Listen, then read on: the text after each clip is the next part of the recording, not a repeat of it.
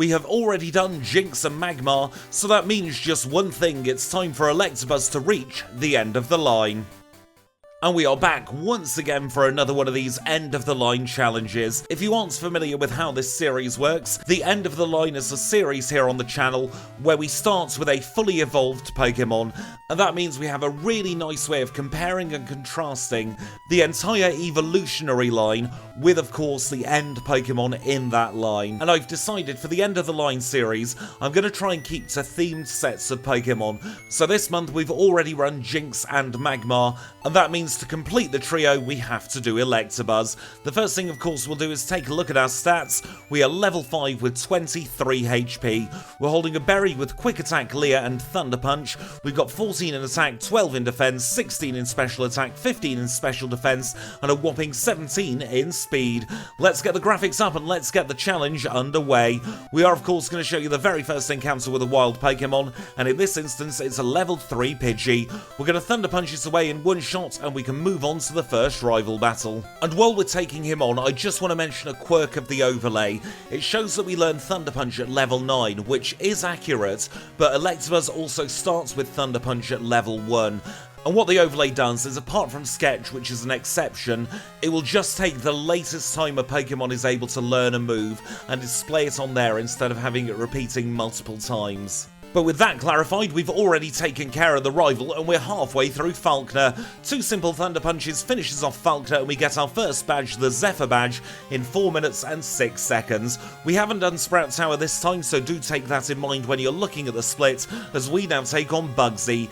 And Bugsy is a very simple battle. It's going to be 3 one-shots against all of his Pokemon to dispose of him once and for all. We grow to level 18 and we obtain the Hive badge in a time of 9 minutes and 16 seconds. And now this is where I would normally say we cannot keep the celebrations going for too long, but in this instance, because we're running another electric type Pokemon, I think we can still keep on celebrating as we take on Rival 2. He should not be an issue whatsoever. He leads with a Ghastly and Thunder Punch takes care of it in one hit. Bayleaf's up second, and I'm getting a strong feeling of deja vu here, because in a very similar way to the Raikou challenge, we end up getting poisoned. That is going to change for Rival 3 and onwards, and we get very close to being knocked out. Thank goodness we were still holding that berry.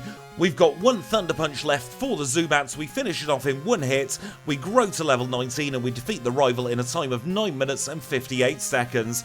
We go shopping in Goldenrod City and pick up all of the punches, and it's just in time as well for taking on Whitney. Whitney's a normal type specialist who leads with Clefairy, but it's already gone down, and we are on to the Miltank. We take Miltank deep into the red, she uses Milk Drink and she uses Attract, and this is some of the worst luck we have ever had against Miltank. We just needed one of our moves to hit, and it didn't happen, and we take an unnecessary reset. Our second attempt goes much smoother. This time we start off with a headbutt, the Miltank flinches and we can finish it off with 2 Thunder Punches. We grow to level 23 and we obtain the Plain badge in 15 minutes and 28 seconds. Let's now take a trip into the Burnt Tower where the rival is waiting for us for a 3rd time. This time he's going to lead with Haunter. We've got Stab Thunder Punch and we take it deep into the red. We don't quite knock it out, so the Haunter swears at us, and that means we're on a clock for the rest of the battle. We one-shot the Magnemite with a Fire Punch. It's going to be a 2-shot against the Bayleaf, so I fished for the flinch, but it didn't happen, and we can move ourselves onto Zubat. Zubat's a one-shot with Ice Punch, we finish it off, and we are through the rival in 90 minutes and 40 seconds. We fall through the floor and end up in Morty's gym. He is the dual Ghost and Poison type spectacular leader, and he's going to lead with Ghastly. And now I was very curious to see how we were faring against Morty in the original Electabuzz challenge, and it turns out we were a level lower than we were last time, but we're already 10 minutes ahead, and this Morty battle ended up being very simple. The Mince Berry kicked in, but we took no damage whatsoever, and that's the Fog badge in 21 minutes and 19 seconds. Let's now move on to Chuck of Cyanwood, who leads with Primeape. Primeape's going to be a nice and simple 2-shot as we paralyse it with Thunder Punch. We'll finish it off with a Headbutt, and then we'll do a Headbutt against the Poliwrath. We can finish that off with a Thunder Punch, and we are through Chuck in a time of 25 minutes and 46 seconds. And now, because we've done Quick Air Critique, we're going to take on Jasmine next. She is our 6th gym leader together, a Steel-type specialist who leads with Magnemite. Magnemite's going to be a nice and simple one-shot with Fire Punch, and it's all going to be about the Steelix in this battle. One of the beauties of Electabuzz is we have so much good coverage, and after Steelix gets caught in a healing loop, we can knock it out with 2 further Thunder Punches, and that's the Mineral Badge in 28 minutes and 57 seconds. One quick Rocket section later, and we end up in front of Price. He's the Ice-type specialist who leads with Seal. It's a one-shot on the Seal, so he sends out Piloswine. We've got Fire Punch with the Piloswine, we take it deep into the red, and much like Jasmine, it gets caught in a healing loop. We knock it out in 2 further Fire Punches, and we swap back to Thunder Punch for Dugong. That was a very nice and simple Price battle to obtain the Glacier Badge in 35 minutes and 18 seconds. And now, as we were taking care of Team Rockets, we get ambushed by the rival for a 4th time. This time he's going to lead with Golbat, and that's a little bit of a mistake for him because we can one-shot it with Thunder Punch.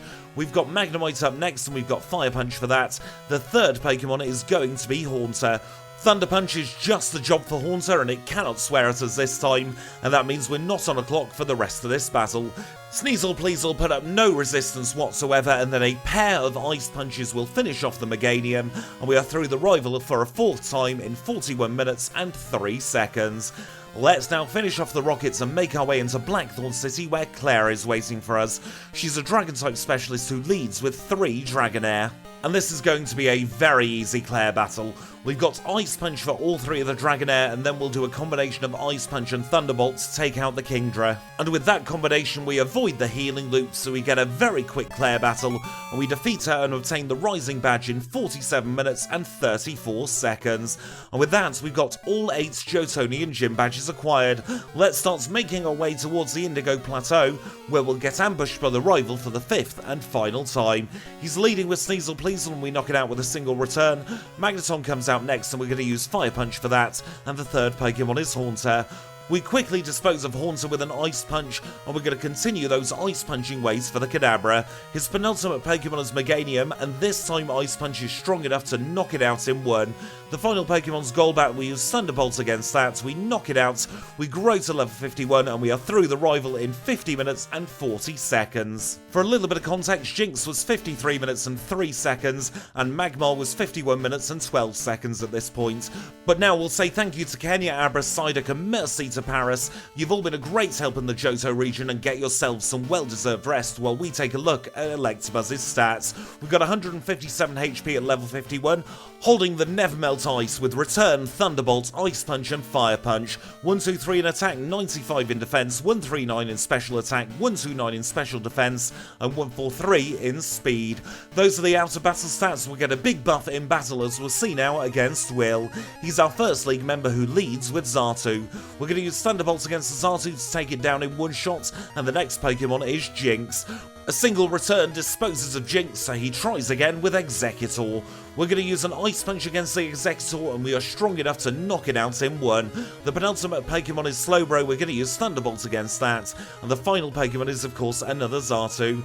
Another Thunderbolt disposes of him, and we are through Will in a time of 51 minutes and 45 seconds. Our second league member is Koga, the Poison-type specialist who leads with Ariados. Thunderbolt makes light work of the Ariados as we grow to level 52. We'll Thunderbolt the Fortress, so we skip the super effective text, and here comes Venomoth. We're going to have to use Fire Punch against the Venomoth, and it is a simple one-shot.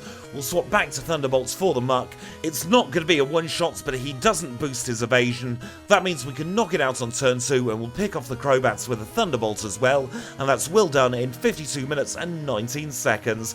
The third league member is Bruno, a fighting-type specialist who leads with Hitmontop. We're going to use Thunderbolt against the Hitmontop, and we're going to take some guaranteed damage courtesy of Dig. 2 shots knocks it out, and he sends out Onix. We've got Ice Punch for the Onix, so we take it away in 1 single hit. We grow to level 53, and we can use Return for the Hitmonlee. That takes care of it in 1 shot, and now we're going to take some more guaranteed damage thanks to Hitmonchan. It's going to be 2 turns of Muck Punch, and we are on 83 HP for the Machamp. Cross Shot misses first time though, and that's the in we need to defeat Bruno in a time of 53 minutes and 1 second. Let's take on Karen, the final league member who leads with Umbreon. We're using the HP up strategy and it works perfectly. We two-shot the Umbreon so she sends out Vileplume.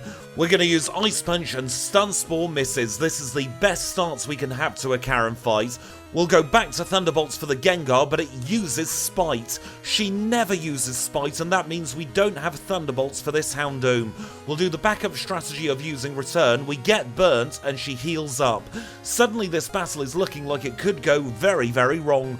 It never rains, it pours with Karen. We get down to 15 HP as Flamethrower hits us very hard. Thank goodness Murkrow's weak to ice because we knock it out in 1, and we just about survive in 54 minutes exactly. And now there's only one obstacle between us and the Hall of Fame. It's time for Lance, the liar with the flyers, and he's going to lead with Gyarados. Now I don't want to tempt fate here, but the words foregone conclusion come to mind with this champion battle. We've got Ice Punch for all of the dragon types, and we've got Thunderbolts for all of the other flying types on Lance's team, so we don't even need to think about what we're doing, because all we need to do to become the champion of the Johto region is use Thunderbolts 2 more times, once on Charizard, once on Aerodactyl, and we defeat Lance in a time of 54 minutes and 48 seconds. And that gives us our final Hall of Fame time of 55 minutes and 4 seconds. At this point, we are about 5 minutes ahead of Jinx and about 1 minute ahead of Magmar. This is only half the story though, we've still got 8 more gym badges plus the red fight left to come, so don't you dare go anywhere, Kanto is next. And we rejoin the action here in Vermilion City, where the first thing we do in Kanto is the last thing we do in Johto. We're going to get another rare candy, this time from the chairman of the Pokémon Fan Club. And with that safely tucked away in our bag for another challenge, I am very pleased to announce that Electabuzz is more than capable of taking on the standard Cantonian routing. So that means we'll start off with Lieutenant Surge, we'll pop down to Erica in Celadon City, we'll cycle to Fuchsia City for Janine, we'll take on Sabrina then Misty and finish off with Brock, Blaine and Blue. And talking of Blue, if you do wish to skip ahead to the Blue fight, it's going to be starting at 14 minutes and 33 seconds. And if you are sticking with me, let's now sit back, relax and have our standard Cantonian chat. In this one, there are a couple of things I want to talk about. They're both slightly related, and the first is a response to a question I got from a lovely person called Chef Grizz. I responded to the question in the comments back in September, but I thought it was a really interesting one to bring to all of you as well. And the question was, which 2 Pokemon surprised me the most, both positively and negatively? Like I thought one would be tough and it wasn't, and vice versa. And that was a very, very tough question to answer. I settled on Ariados being the one that surprised me the most in a positive way, and that's kind of fitting because we're running Galvantula in the next challenge together. But Ariados was definitely the most surprising in a positive way.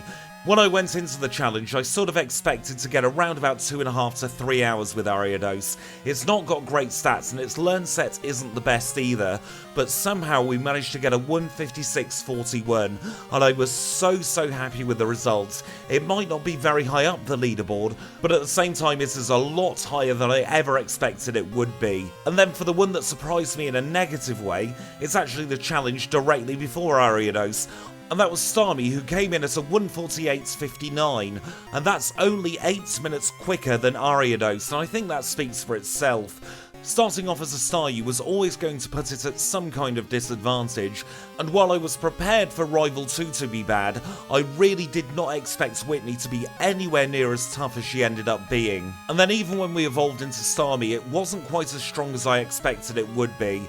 Its offensive stats are just slightly too low to make it a very strong Pokemon, and when you combine that with a learn set that isn't particularly diverse in Generation 2, and when you combine both of those things together, you end up with a Pokemon that at first impression looks like it should get a very quick time, but struggles at multiple steps along the way.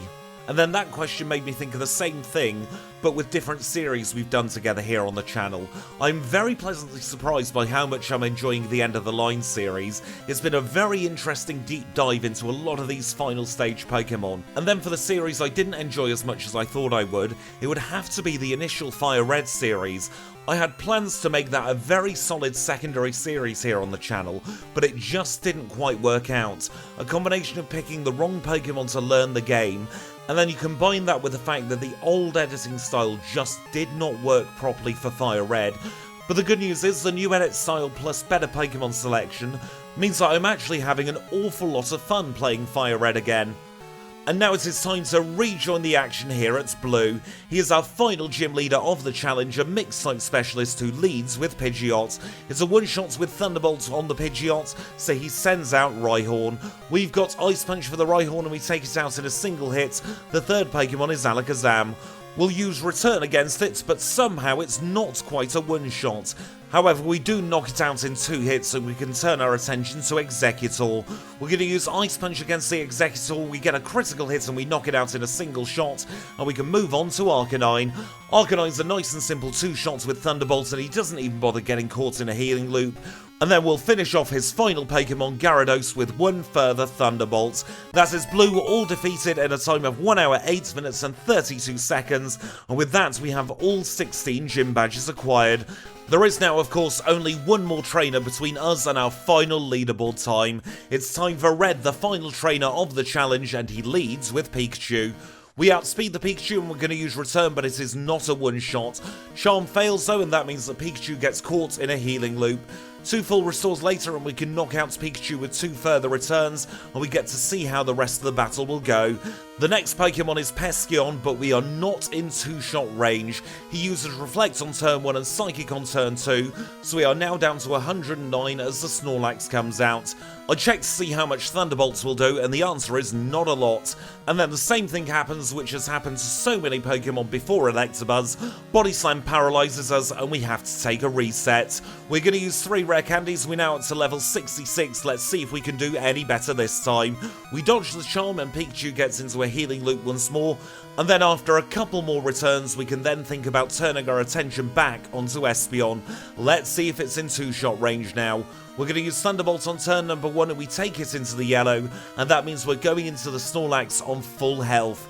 And then the exact same thing happens again. Snorlax Amnesia's turn 1 and paralyzes us on turn number 2. Up we go to level 69 with 3 more rare candies, and this time we get a lovely critical hit against the Pikachu. That means we are onto the Espeon once more. We use Thunderbolt and we know it's going to be a guaranteed 2-shot. We are back on this pesky Snorlax again, and this time I just go straight for the freeze. It doesn't happen on our first 2 turns and we risk getting paralysed, but we freeze it on turn number 3 and we swap to Return. Return's going to be the best way to get rid of this pesky bear, and when we knock it out we're on 177 HP for the Venusaur. We taught Psychic just for the Venusaur because that's going to be the best chance of getting a 2-shot. It worked flawlessly, and now we have 2 Pokemon that are both weak to electric type moves. We're going to take 2 Thunderbolts against the Blastoise. We're at full health as the Charizard comes out.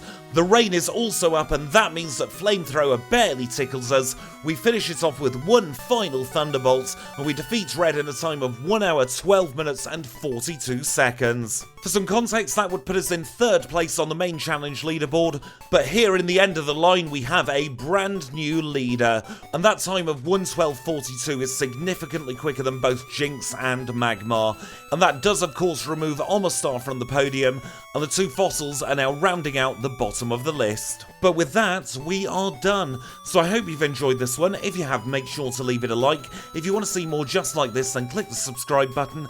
If you have any feedback, leave it down in the comments below. And until next time when we're getting spooky with Galvantula, I'll say thank you all so much for watching, and I'll see you all very, very soon.